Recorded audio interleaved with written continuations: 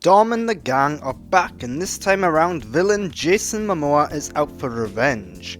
Fast 10, the first in a potential trilogy of concluding entries in the Fast and Furious franchise, is a fun entry, but one that shows signs of fatigue as well as an overabundance of reality, physics-pushing moments. After the events of Fast 5, Jason Momoa wants revenge for the theft of his fortune and the death of his father.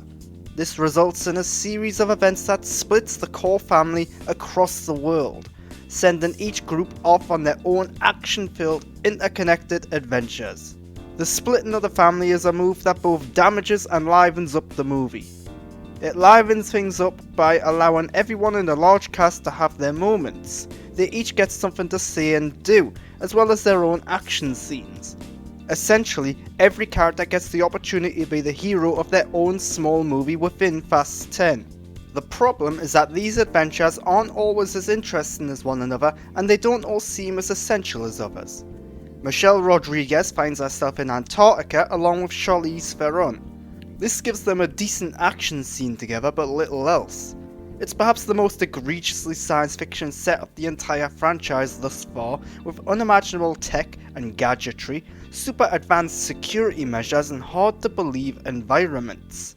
The use of gadgets and tech, as well as super spy organizations, feels more at home in a Star Trek movie or one of the less grounded Bond or Mission Impossible movies. The franchise has always skirted the line of believability, with a couple of entries dancing over to the wrong side of that line. But this movie waltzes over and leaves the line in the rearview mirror, something fans of the earlier, more grounded entries might chagrin. Vin Diesel's Dom takes on the lead role once again. Dom continues to be a likeable enough character, with Vin adding emotional depth thanks to reveals about his fears and motivations.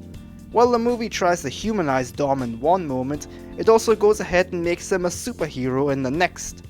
Almost everything Dom says and does comes across as a teenage boy's idea of cool, with few regards to the repercussions to both his character and the story. By trying to do both things, Dom becomes a polarizing figure that's rarely relatable and often more of an idealized version of Vin himself. It's Jason Momoa who steals the show. Momoa's villain is a sociopathic mastermind with revenge on the mind. He portrays the character as a colourful, eccentric, loose cannon. He's unpredictable, and yet has everything planned down to the smallest detail. It's just odd that his foolproof plan relies so heavily on coincidence and events miraculously playing out the way he somehow expected. Little of his scheme makes sense, especially if you spend any more than a few seconds trying to think about it. But Momoa is energetic enough and enjoyable enough to watch that it becomes something you can easily overlook. He's clearly having fun throughout the movie, playing against type. At times, his character feels like a Batman villain, or a cartoon character. It makes for an enjoyable time, but not a smart one. Ever since Fast 5, the franchise has become known for its over-the-top set pieces. Fast 10 doesn't have a standout that can compete with the recent movies.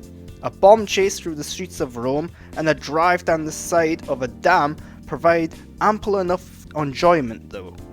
It's just a shame that decent but rarely convincing CGI either creates these sequences or has been plastered all over them. Not only are the scenes pushing realism to the limits, but the fact that they don't ever look real detracts from them further. Not aiding the realism and believability are the stakes. No character is ever in true peril, their fate undetermined. The movie tries to create such moments, but when it also brings characters back from the dead and has others return with new allegiances, it's hard to care about any of them. The result is a movie that's mindless fun, plus family friendly enough, but also one with a lack of genuine conflict. It's a movie where nothing matters. None of this is the fault of the new addition to the franchise, director Louis Leterrier. Louis manages to add some of his own style to the movie, mostly in the form of moving cameras and fast editing. At the end of the day though, as an established franchise, there's little room for personality behind the camera to make its way in front of it. He does a decent enough job at creating emotional moments and balancing them with the action sequences, plus the very fast pace and relentless flow the movie has. It makes for a brisk, enjoyable time throughout. One of the more interesting aspects of the movie is the ending. As the first of a potential trilogy, the movie has no real ending.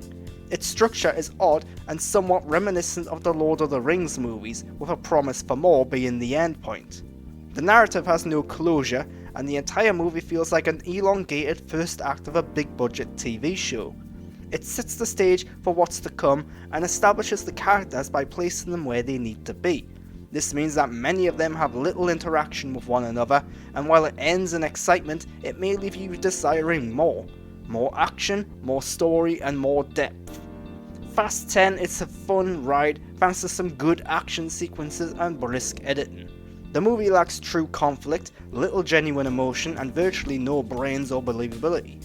It's a movie that wants to entertain and little else, which may be perfectly fine for most viewers. But it's ultimately a movie that proves that bigger, bolder, faster, and louder isn't always better.